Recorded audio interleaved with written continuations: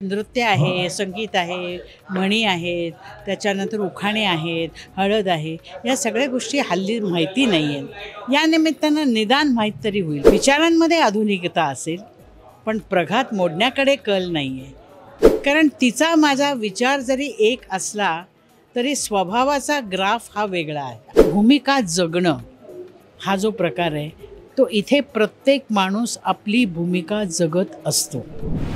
Hello नमस्कार friends, मी मज्जाची नीलम घरोघरी मातीच्या चुली या मालिकेच्या सेटवर आली आहे आणि लग्न कोणाचं आहे तर ऋषिकेश आणि जानकीचं आहे आणि माझ्यासोबत तिच्या आजी सासूबाई आहेत. कशा आहात तुम्ही? अगदी छान. तू कशी आहेस? मी पण मस्त आहे. आता हळद सुरू आहे, किती तयारी चालू आहे तुमची, किती लगबग सुरू आहे सध्या? हो, तर सगळ्यांच्या बरोबर आम्ही फिरणार ना.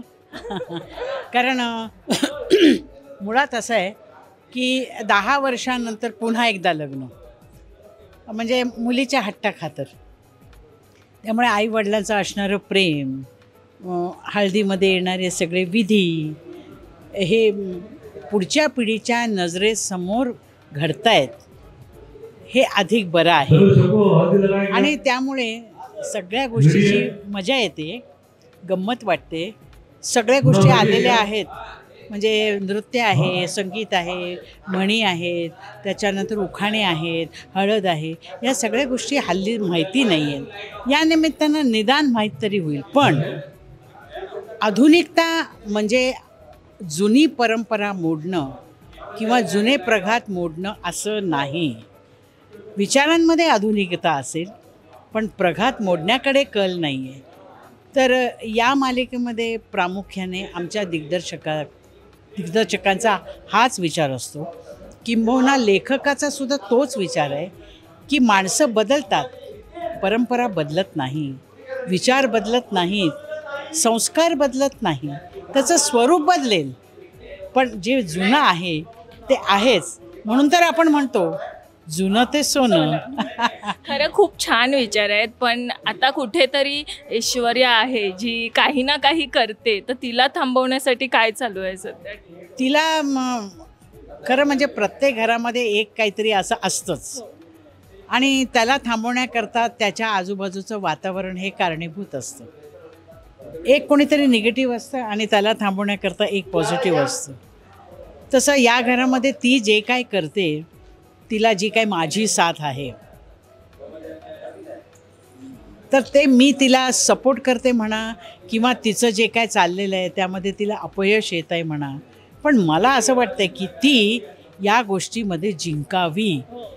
कारण तिचा माझा विचार जरी एक असला तरी स्वभावाचा ग्राफ हा वेगळा आहे. तिला खरोखरच मनामध्ये असणारी आढी आहे, किंबहुना तिचा एक सूड बुद्धीकडे जाणारा तिचा विचारांचा कल आहे. मलाही ते हवं आहे, पण माझा जो ग्राफ आहे विचारांचा तो सूडबुद्धीकडे जाणारा नाही. विनोदाच्या अंगानं एखादी गोष्ट सांगणं आणि ती मनासारखी करणं हा माझ्या भूमिकेचा कल आहे. पण जानकी आता घरात येणार आहे, तर तिला तुम्ही सासूरवास असं दाखवणार? नाही, सासूरवास असं नाही दाखवलेला. किंबहुना तो माझी जी व्यक्तिरेखा आहे त्या स्वभावामध्ये तिच्यावरती अन्याय किंवा सासूरवास हे मी करत नाही. पण तिची चांगली चालत असलेली गोष्ट मोडता कशी येईल याच्यामध्ये माझा प्रयत्न असतो. आर्थिक सुबत्ता खूप असल्यामुळे त्यात वाटाही खूप आहेत. तसं आत्तापर्यंत बघू असं आम्हाला वाटतं आहे की लोकांना आवडतं आहे. याच्यापुढे हा नवीन प्रकार लोकांना आवडेल.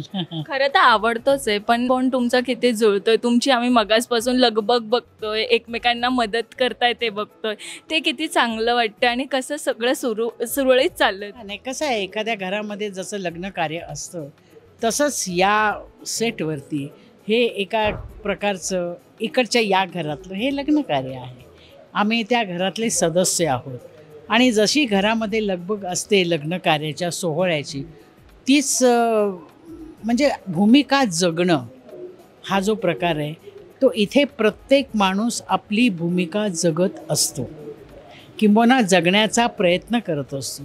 तर त्यामुळे ऑफ स्क्रीन हा जो प्रकार आहे हा जरी शब्दशः तसा असला ऑफ स्क्रीन, तरी मनानं तो तसा नाही. मनानं सर्वांचं एकमेकांशी बॉन्डिंग आहे. म्हणजे मला असं वाटतं की ऋषिकेश माझा मुलगा आहे तर आहे.